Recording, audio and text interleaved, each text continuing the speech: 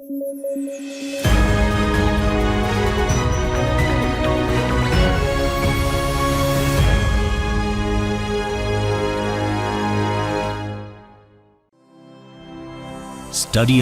IAS, अब तैयारी हुई अफोर्डेबल। नमस्कार दोस्तों, स्वागत है आप सभी का स्टडी IQ में। मैं हूं आपका दोस्त राहुल सायगांवकर। आज हम लोग एक बहुत ही दिलचस्प विषय पे चर्चा करने वाले हैं। हम लोग बात करने वाले हैं पुतिन के बारे में। Vladimir Putin, the president of Russia. हाल ही में उन्होंने खुद को कंपेयर कर लिया विथ पीटर द ग्रेट। आप यहाँ पे देख सकते हो, Putin calls himself a modern Peter the great amid Ukraine war. तो आज हम लोग बात करेंगे व्लादिमीर पुतिन ने एग्जैक्टली क्या कहा, क्यों उन्होंने खुद को पीटर द ग्रेट के साथ कंपेयर किया और इसका यूक्रेन युद्ध के साथ क्या संबंध है।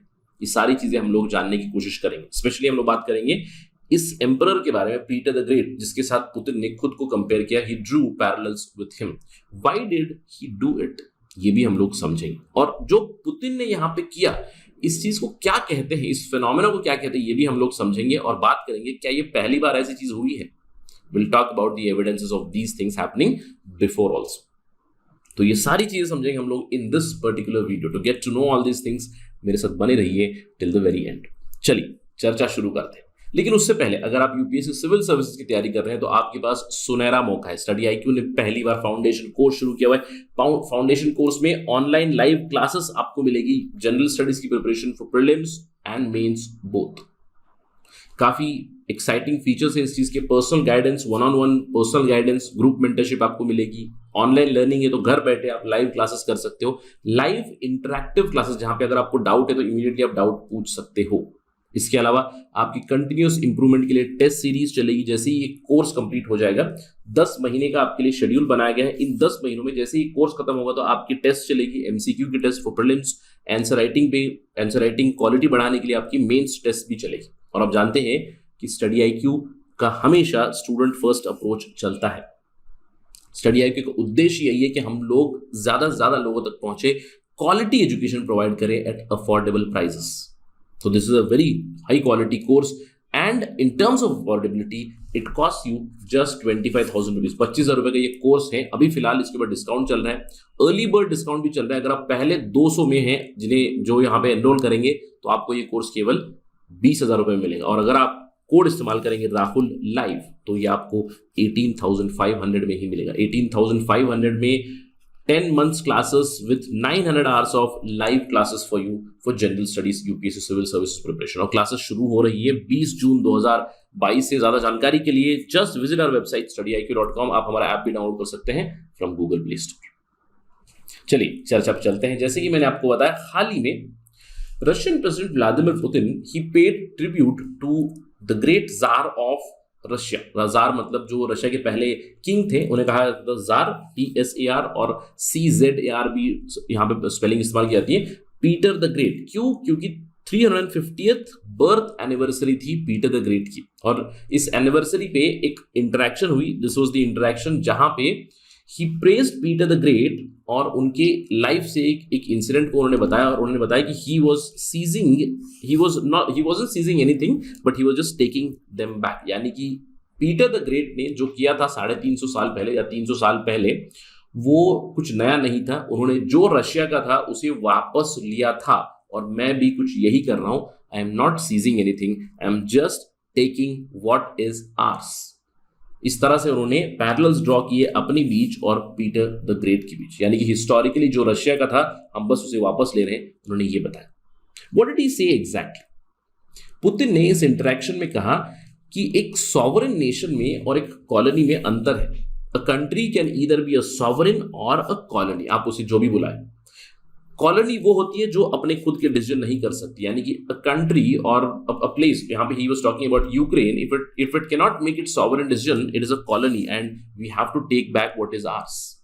Vladimir Putin said in this interaction that it is our responsibility, कि यह मेरी जिम्मेवारी है कि जो हमारी चीज थी हम उसे वापस ले और उसको स्ट्रेंथन करें। इसीलिए हम लोग ये युद्ध कर रहे हैं यूक्रेन में। और इसका उद्देश्य तो आपको पता चल ही हो गया, why he did it. He wants to rally people, यानी कि अपना जो पब्लिक सेंटिमेंट है at least in Russia, he wants to keep it pro war. जो लड़ाई चल रही है क्यों चल रही है उसको जस्टिफाई करने के लिए ये सारे स्टेटमेंट दिए गए, कहीं ना कहीं सोल्जर्स का मोरल बढ़ाने के लिए भी, क्योंकि we know that the Russian forces are getting demoralised, क्योंकि हम लोगों ने बहुत सारी खबरें देखी हैं of Russians being on the backfoot. काफी भीषण लड़ाई चल रही है अभी भी इन ईस्टर्न यूक्रेन। इस पर्टिकुलर इंटरेक्शन में व्लादिमीर पुतिन ने एक और चीज एक्सेप्ट भी की। यहां पे उन्होंने बताया कि yes, there have been times in our country's history when we have been forced to retreat, यानी कि कई बार हमारे साथ ऐसा भी हुआ है कि जब हम लोग जंग में उतरे हैं, लड़ाई कर रहे हैं, तो हमें एक कदम पीछे लेना पड़ा, रिट्रीट करना पड़ा, लेकिन हम लोग जब भी वापस आए हैं हम लोग स्ट्रेंथ अपनी रीगेन करके वापस आगे बढ़े हैं। और यही इंसिडेंट था जो पीटर द ग्रेट के बारे में उन्होंने बताया। Peter the Great Swedish adventure के बारे में उन्होंने बताया, यानी कि Peter the Great, Peter one of Russia the tsar, he attacked Sweden. तो पहले उन्हें थोड़ी सी तकलीफें सहनी पड़ी, he retreated once and then he took Sweden later on. तो कुछ इसी तरह की उन्होंने पैरेलल्स ड्रॉ कर दी। तो चलिए समझते हैं एग्जैक्टली पुतिन क्या बात कर रहे थे, why he was talking about this tsar Peter the Great और पीटर वन। तो ये है पीटर वन। पीटर वन की जो लाइफ टाइम है 1672 से लेकर 1725, इसीलिए 1672 में he was born and this was 350th birth anniversary. 10 साल की उम्र में वो तख्त पे आ गए। He was the king at the age of 10, although शुरुआती दौर में दूसरे रीजेंट्स थे, लेकिन मैं कहूंगा 1700 के आसपास या फिर 1695 के आसपास से he took complete control of the administration. So he was a tsar, he was a king, Peter the Great या फिर पीटर वन और Pyotr Alekseyevich, right, that is the Russian name. और ये कहा जाता है कि under the reign of Peter one Russia became modernised and it became a very important European power. Continuous लड़ाई चलती रही थी यहाँ पे। अगर हम लोग रशिया के बारे में देखें, रशियन मैप के बारे में देखें, see if this is Russia, एक तरफ उनकी लड़ाई चल रही थी ओटोमन एम्पायर के साथ, राइट, एक तरफ था Ottoman Empire towards the southern side और दूसरी तरफ थे यूरोपियन पावर्स। तो सभी जगह पे लड़ाई चल रही थी। It is said that after many successful wars, he captured the port of Azov. उसके बाद इन्होंने बाल्टिक सी के ऊपर भी जो कंप्लीट कंट्रोल ले लिया था, यानी कि फिनलैंड, स्वीडन, बहुत से एरियाज को इन्होंने ऑक्युपाई कर लिया था। 1721 में पीटर वन ने जो जार का टाइटल था उसको अबैंडन कर दिया और खुद को वो कहने लगे emperor. He called himself emperor Peter. 1703 में इन्होंने सेंट पीटर्सबर्ग सिटी बनाई और सेंट पीटर्सबर्ग आप जानते हैं कि बहुत सालों तक रशिया की कैपिटल सिटी रही है। और आपको ध्यान रखना है, सबसे पहली चीज, Saint Petersburg is not named after Peter the one, okay, it's not named after Peter one, it is named after Saint Peter, the Christian apostle Saint Peter. In fact इनका नाम भी सेंट पीटर से ही इंस्पायर्ड था। Saint Petersburg is named after Saint Peter, the Christian apostle, right. हुआ क्या exactly हुआ था जिसको कंपेयर किया यहाँ पे व्लादिमीर पुतिन ने। देखिए, एज़ोव पोर्ट को कैप्चर कर दिया पीटर ने इन 1696, यानी कि at the beginning of the 18th century उन्होंने कैप्चर कर लिया था एज़ोव पोर्ट को। आप जानते हैं कि सी ऑफ एज़ोव यहाँ पे है, ब्लैक सी यहाँ पे है, उसके नदर्न साइड में सी ऑफ एज़ोव आता है, यहाँ पे एज़ोव पोर्ट है, यानी कि ये एरिया ऑटोमन्स का था। आप जानते हैं कि ऑटोमन्स का कब्जा मेडिटेरियन सी के इर्द गिर्द यहाँ पे भी था ही। तो उन्होंने एज़ोव पोर्ट पे को कैप्चर किया ऑटोमन्स के साथ और उसके बाद एक टेम्पररी पीस ट्रीटी या फिर पीस एग्रीमेंट के साथ चले गए विद द ऑटोमन एम्पायर। तो सदर्न साइड में ज्यादा उनके साथ प्रॉब्लम नहीं थी। Then he shifted his eyes towards the northern side, that is Finland and Sweden. Already Estonia, Latvia, Lithuania, ये सारी चीजें उन्होंने कवर कर ही ली थी। So he started the exploration towards the north, that is Sweden, यानी कि अपना अटेंशन उन्होंने रशिया की मैरीटाइम सुप्रीमेसी को बढ़ाने में लगा दिया और स्वीडिश एम्पायर की तरफ उन्होंने अपने रुख कर दिया। और स्वीडन के साथ इनकी बहुत सारी मल्टीपल लड़ाई हुई, बहुत सारे वॉर्स हुए। 1708 में स्वीडिश किंग थे चार्ल्स 12, उन्होंने खुद ही इस बार इन्वेड कर दिया रशिया के ऊपर, क्योंकि उनका खुद के पीस ट्रीटी साइन हुए थे दूसरे यूरोपियन पावर्स के साथ। Then he shifted his target to Russia. तो लड़ाई छिड़ गई स्वीडन के बीच और रशिया के बीच। शुरुआती दौर में Peter one had to retreat, यानी कि पहली जो लड़ाई हुई थी चार्ल्स 12 जब रशिया के अंदर आए तो उसके बाद उन्होंने इनिशियली पीटर वन को हराया। उसके बाद अगली लड़ाई में Peter regrouped and then in the battle of Lesnaya Charles Duvel suffered his first loss, जहां पे जो स्वीडिश रीइंफोर्समेंट आ रही थी उन्हें डिस्ट्रॉय कर दिया पीटर वन ने। अब हार तो गए थे चार्ल्स, लेकिन फिर भी उन्होंने कदम पीछे नहीं उठाया और चार्ल्स डुवेल अभी उन्होंने क्या किया कि वो साउथ साइड में अटैक करने के लिए चले गए, यानी कि now he started his war towards Ukraine, यानी कि यूक्रेन की तरफ वो शिफ्ट हो गए। अब जैसे ही चार्ल्स वन और भी ज्यादा अग्रेसिव हो रहे थे तो पीटर ने एक स्ट्रेटेजी इस्तेमाल की, पीटर ने विड्रॉ किया, पीटर ने लड़ाई नहीं की क्योंकि एक लड़ाई ऑलरेडी जीत गए थे, पहले वो लड़ाई हार गए थे, फिर उन्होंने एक लड़ाई जीती, फिर जब अगली लड़ाई हो रही थी तो वहां पे उन्होंने विड्रॉ किया और उन्होंने अपनी आर्मी साउथवर्ड्स टुवर्ड्स यूक्रेन ले ली और वहां पे he employed the policy of scorched earth. आप जानते हैं कि स्कॉच्ड अर्थ पॉलिसी रशिया ने इस्तेमाल की थी जर्मनी के खिलाफ भी। Somewhere the origin starts from Peter himself. स्कॉच्ड earth policy मतलब जब भी आप रिट्रीट कर रहे हो, क्योंकि रशिया में विंटर्स काफी हार्श होते हैं, तो जब भी आप रिट्रीट कर रहे हो जो भी खाने की चीजें मिलेंगी, जो भी चीजें मिलेंगी उसको तहस नहस कर दोगे आप। तो जो एनिमी आपका पीछे आ रहा है तो वो तो आपके उस समय पे फास्ट मीन्स ऑफ कम्युनिकेशन तो नहीं थे, जल्दी से आप ट्रैवल नहीं कर पाओगे, तो दिनों तक महीनों तक आप पीछे लगे हुए हो, राइट, इन परस्यूट। तो वहां पे आपको खाने नहीं मिल रहे हैं, अनाज नहीं है, कुछ नहीं है, तो the other army would be very very tired without any supplies, क्योंकि खाना नहीं है, कोई लोकल सप्लाईज नहीं है, तो इसकी वजह से क्या होता है, the army would get weaken and that would become the opportunity. यही हुआ 1708-1709 के आसपास जब पीटर वन ने विड्रॉ किया था। उसके बाद स्कॉच अर्थ पॉलिसी के तहत सब कुछ तहस नहस कर दिया अपने ही इलाके में, ध्यान रखिएगा अपने ही इलाके में, ताकि दुश्मन को खाना ना मिले, दुश्मन को सप्लाईज ना मिले, जिससे चार्ल्स डुवेल की जो आर्मी थी वो और भी ज्यादा वीक हो गई। और उसके बाद एक डिसाइसिव बैटल हुआ 1709 में, बैटल ऑफ पोल्टावा, जहां पे स्वीडिश फोर्सेस को ऑलमोस्ट एनाइलेट कर दिया, खत्म किया गया। और चार्ल्स डुवेल ही रैन अवे, ही टुक रेफ्यूज इन ऑटोमन एम्पायर, यानी कि स्वीडिश फोर्सेस को ऑलमोस्ट खत्म कर दिया। इसके बाद भी ऑलमोस्ट 10 सालों तक कंटिन्यू लड़ाई चलती रही, छोटी मोटी लड़ाइयां चलती रही, and Peter one eventually subjugated Finland, Sweden, और इसको कहते थे कि रशियास कनेक्ट या फिर रशियास ब्रिज टुवर्ड्स यूरोप कहा करते थे। So this was the story of Peter the Great या फिर जार पीटर। और यही बता रहे थे, इसी के साथ पैरेलल्स ड्रॉ कर रहे थे Vladimir Putin, that we are also doing the same thing, कि कभी कभी स्ट्रेटेजिकली हमें रिट्रीट करना पड़ता है, लेकिन हम लोग हमारी स्ट्रेंथ को रीगेन करेंगे और भी आगे मूव फॉरवर्ड करेंगे। तो कहीं ना कहीं इस एड्रेस में उन्होंने बताया that Russian military is having some setbacks but the war will continue, that is the indication. और जैसे कि मैंने आपको बताया कि somewhere he wanted to rally his nation behind him, right, behind Russia, कि लोगों में ये प्रॉब्लम नहीं होनी चाहिए कि लड़ाई चल रही, ही जस्टिफाइड द वॉर।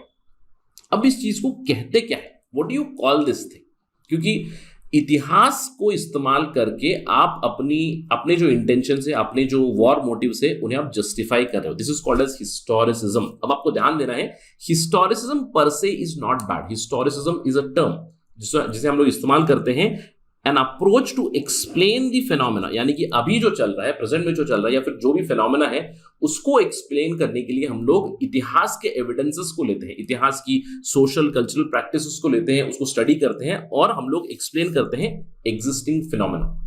और कहीं ना कहीं Putin has done the same thing, and I am quite sure कि आपने हिस्टोरिसिज्म टर्म सुना होगा। अगर आप political science, international relations background से रहते हैं तो आपने हिस्टोरिसिज्म टर्म जरूर सुना होगा। लिटरेचर में भी काफी प्रोमिनेंट बन चुका है आजकल। There is a new buzzword called as new historicism, जहां पे हम लोग सोशल कल्चरल प्रैक्टिसेस पहले स्टडी करते थे, अभी लिटरेरी सोर्सेस को स्टडी करके हम लोग हिस्ट्री के एविडेंस से बताते हैं कि what had been the development. Political science में आपने देखा होगा कि कार्ल मार्क्स को बहुत लोग क्रिटिसाइज करते हैं because of his biased historicism. जैसे कि मेन क्रिटिक में कह सकता हूं Karl Popper, right, Karl Popper has criticised Karl Marx. Karl Marx को क्रिटिसाइज किया है कि उन्होंने हिस्टोरिसिज्म किया हुआ है, उन्होंने इकोनॉमिक रिडक्शनिज्म किया हुआ है उनकी पूरी थ्योरी में।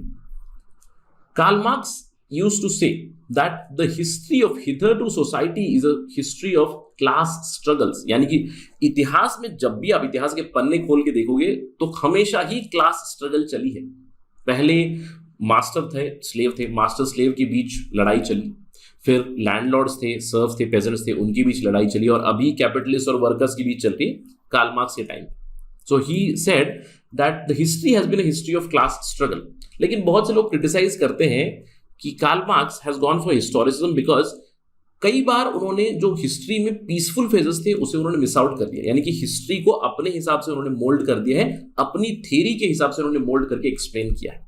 और केवल कार्ल मार्क्स ही नहीं, बहुत से लोग जैसे कि देयर इज निकोलो मैकियावेली को भी कहते हैं कि he has gone for historicism, यानी कि हिस्ट्री से कुछ ऐसे एविडेंसेस वो लेते हैं जिससे वो कहते हैं कि राजा को स्ट्रांग होना चाहिए, राजा को डर बरकरार रखना चाहिए।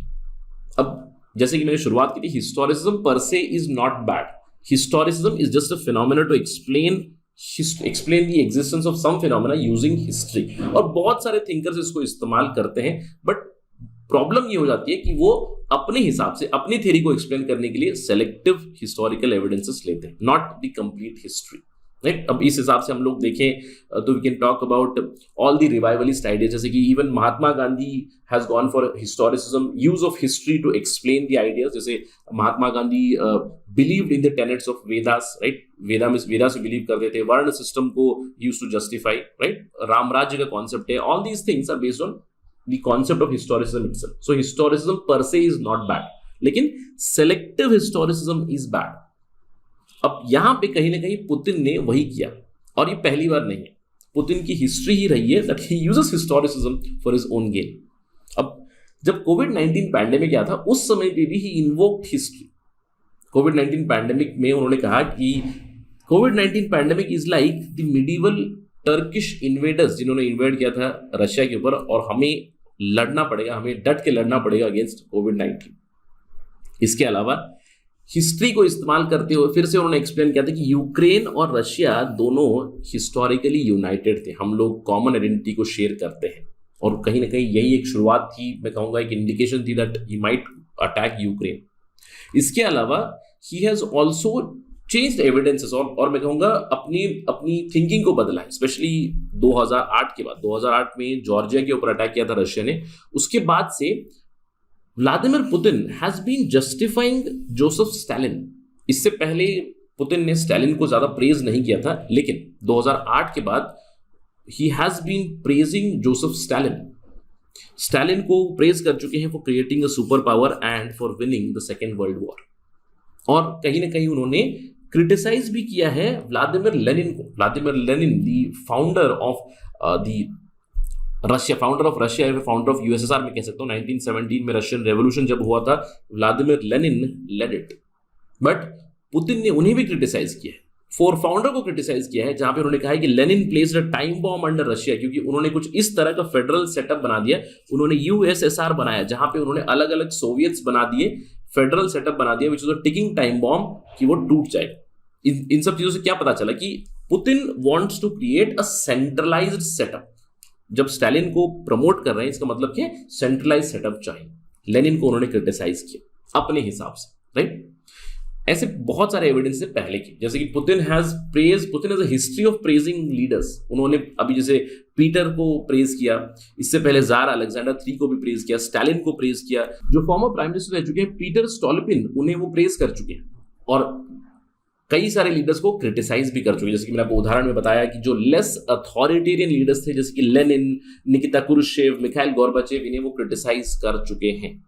And Putin has used historicism for his own gain. अब देखिए, अगर पुतिन की हम लोग बात करें, सबसे लंबे समय के लिए जो प्रेसिडेंट रहे हैं रशिया में या फिर यूएसएसआर का, मैं कह सकता हूं that was Joseph Stalin for a very long time, and the second longest president is Vladimir Putin himself. And somewhere by using these history evidences, he is trying to justify the war. अभी जो incident हुआ, मैंने आपको बताया ये क्यों हुआ।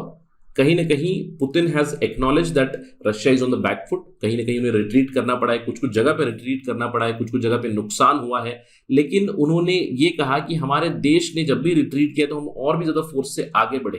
तो वो कहीं ना कहीं रैली करना चाहते थे अपने लोगों को, अपने देश में वो माहौल बनाना चाहते हैं प्रो वॉर का, साथ ही साथ अपने सोल्जर्स का भी कहीं ना कहीं मोरल बूस्ट करने की कोशिश कर रहे थे।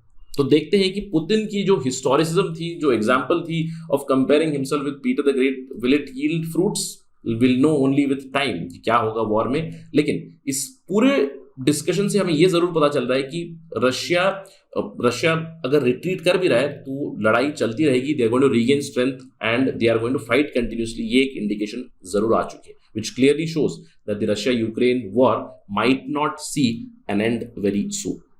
इसके ऊपर हमारी नजर कंटिन्यूसली रहेगी. अगर कोई अपडेट आएगी उस पर will talk about that on study IQ as soon as possible. But that is it right now in this video. Thank you for watching this. जय हिंद. स्टडी IQ IAS, अब तैयारी हुई अफोर्डेबल.